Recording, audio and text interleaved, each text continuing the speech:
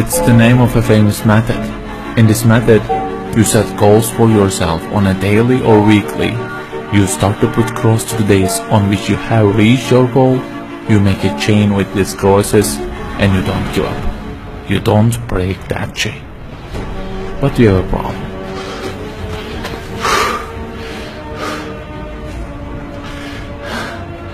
Personal development specialists say that we should have goals.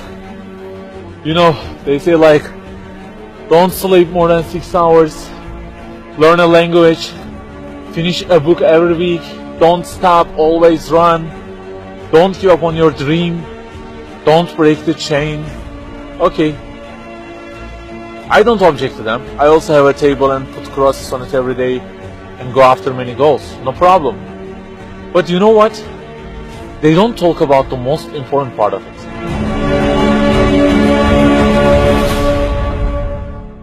Let me give you a simple mathematical example. Try to imagine that you are adding numbers, and imagine that the numbers you have added up to this year is, for example, 35 in total, and you start from this year. For example, you will add 4 in this year, and then add 8 in next year, and it goes on. And there is an unknown time which counts down, and when it ends, you can't add any other number. Okay, you start the addition. Plus 4, plus 8, plus 7, plus 3. You add ambitiously, you keep adding and adding. Plus 6, plus 5, and okay, they say time is over. Then you realize that you have added the numbers into a giant parenthesis, and there is a zero multiplication at the end of it. It wipes out all the numbers you have added all those years, and the result becomes 0. Of course, you are disappointed. All your efforts have been wiped out by the 0. A regret arises inside of you. You say, I wish I had seen the whole picture at the beginning and realized that 0 and changed it with 1 before I started the addition. I think you got the point. Okay, guys, you may have goals for this year and afterwards. Learning a language, finishing a book every week, increasing your monthly income to $15,000, not sleeping more than 6 hours, etc. But for what? For what do we set goals exactly? Why don't we break the chain? If it is just for a more comfortable or a more respectable life, remember that all this will already be 0 with death. The death will wipe out all of them. The person who knows English will be equal with the one who doesn't know. The one who earns more will be equal with the one who earns less. The one who can reach his goals will be equal with the one who can't. So, if at the end of it, the death will 0 everything, so what is the meaning of adding more numbers with an ambition? It just increases the degree of the disappointment that you will feel. So the logical thing is seeing the whole picture at the beginning. In this life journey, which will end in an unknown time, my first job must be to prevent death from being 0.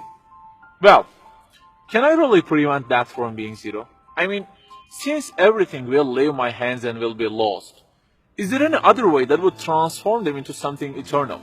I mean, isn't there any kind of stamp for eternity that would impress all of the things that I possess and say, look, there is a seal on them and you can't wipe them out, okay? They will remain forever.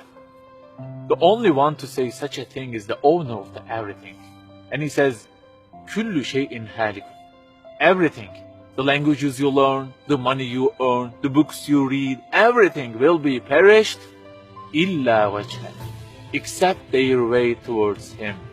So the creator of our life says, if your intention is towards Allah, if the thing you do is for His acceptance, it won't disappear, it will be transformed into eternity in paradise. So learning a language, finishing a book every week, being rich, everything, if they are towards Him and for His sake, eternity stamp being pressed on them. For example, in this year, I will study English for 10 minutes daily. For what? Because serving Islam in the field of English is so important, and I want to gain acceptance of my Lord with it. That 0 has turned into 1. This year, I will finish a book every week. Why? Because this is the way of being a more sophisticated person and serving Islam better, and Allah who is eternal will be pleased with it. Good news, that 0 has turned into 1 because now His acceptance is your intention. I aim increasing the income of my company to $150,000. For what? Because I will spend that money on spreading the message of the Quran to the whole world and the publications that would please Him. you have exterminated the zero because now your goal is towards Him. We add and add like this through our lives and they don't end with death. People who seek Allah's sake in their actions kill their death. Death cannot zero their additions. If the thing we do is for His acceptance, it is not mortal. You may say, I don't really love Him that much, and maybe I don't really believe in Him that much either. So how can I do everything for His sake? I don't even know who He is. My brother or sister, that's the problem. You don't even know who He is. And actually it is our first job in this life. Recognizing Him, that's the first step. The more you recognize Him, the more you love Him. And the more you love Him, the more you seek His sake in your actions. So learn about Him. Who made you? What does He want? Why does He give you such a billion things in each day? Read, find out. Turning the zero into one is a lifelong process. Start at the point that you are missing and try to fix it.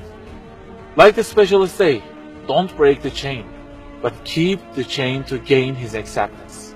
Run, but run to be eternal.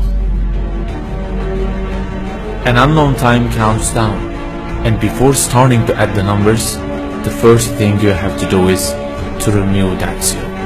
Otherwise, everything you added will be wiped out.